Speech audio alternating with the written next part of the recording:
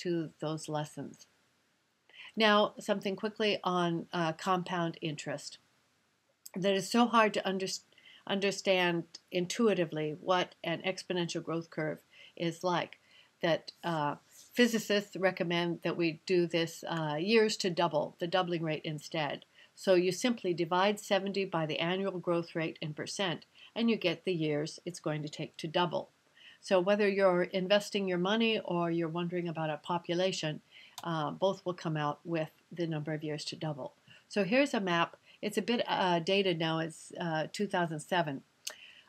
But today's rate of growth of Niger is 3.7%. It was actually 3.3% in 2007. It has increased. But Niger, and you can see several other countries that in 2007 were up over 3%. Liberia has actually decreased its growth rate. It's under 3% now. Let's see, we've got Uganda, Congo, Burundi, Yemen, Oman, and Madagascar. So if we have 3.7%, oh yes, by the way, look at the number of countries that have decreased their population. They're actually losing population. So Russia, Eastern Europe, South Africa, Botswana are among those that are actually losing population. So you take the population, the number 70, and divide by the growth rate to get the number of years to double. So the world has a 1.3% growth rate, which means that we're adding 88.4 million people per year, and that would mean a doubling time of 54 years if the rate doesn't change. The rate will probably change. So I don't think we're going to double in 54 years. I think it's going to take quite a bit more time than that, if we ever do. U.S. at 1.6%, we're adding 4.9 million people per year, and we have a doubling rate of 44 years if we stay at this rate of growth. China, far less growth rate. It's 1/3 the growth rate of the United States at 6.5 million people per year, and it has a doubling time of 140 years. So even though it's adding more people per year than we are, it has a lower growth rate, more people for that growth rate to work on, but a very slow doubling time. Thank goodness, because 1.3 billion people would be a lot of people to double. Now India, 1.2 billion right now, 1.4% growth rate, and it's adding almost 17 million people per year. It has a 50-year doubling time, more time to double than ours will take if all these growth rates stay the same. And they're probably not going to stay the same. They should be going down. Even ours will go down a little bit.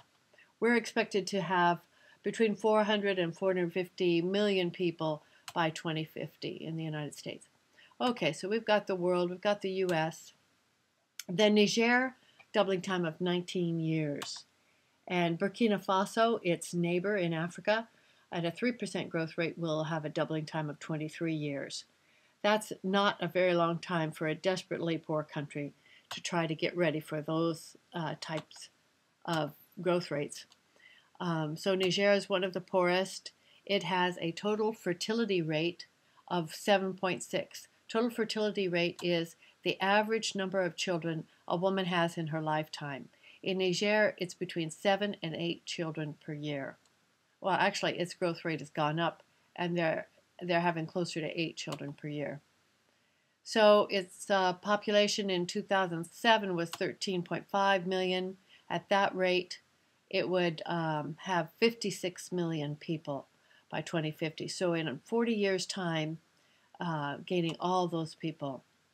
However, if we can increase the women's education and the agricultural productivity, that rate is likely to go down, because typically when people have enough food and enough income, the number of children they have decreases drastically. So we're growing the fastest in the less developed countries. The poor countries are growing the fastest, and that will continue for the next 50 to 100 years. Here's an interesting map of the world by population. I get a kick out of this one. Just look at how India is so bloated and China. It's just funny. It also is a great test of geography because these countries are so skewed, like Egypt. And if you can tell, this is, of course, India and the Assam province of India or state of India. Then this is actually the tiny country of Bangladesh. And you can see how huge it is on this map because it's much bigger than it is physically just because of its huge population. So China and India appear very large, as does Pakistan. Just a fun map. Here are maps, graph of 2007 population to 2030 and 2050. So in 2007, China was the largest, and India second, with USA a distant third. But you can see that by 2030, India, the green bar here, is supposed to be passing China. And by 2050, it will be substantially larger than China. This is going to change economics. It's going to change world trade. All kinds of things are going to change as a result of this changing demographic. Luckily, India and China are both have very productive agriculture to feed all these people, and we can hope that they continue to be able to do so because they're still going to add substantial numbers of people. Okay, I already went through that. Note that all of these countries are developing countries except for one, which is the United States.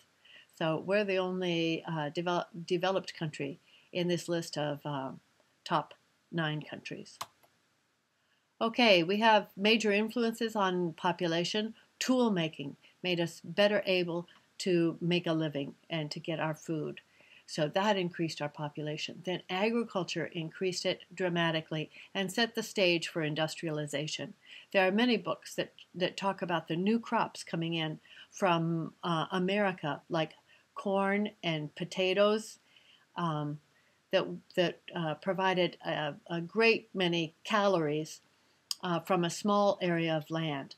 And that helps feed the workers going in to the factories for the Industrial Revolution. Okay, next I'd want to go into evidence that we're turning the corner and we're actually going to be definitely on the S curve and not on a J curve.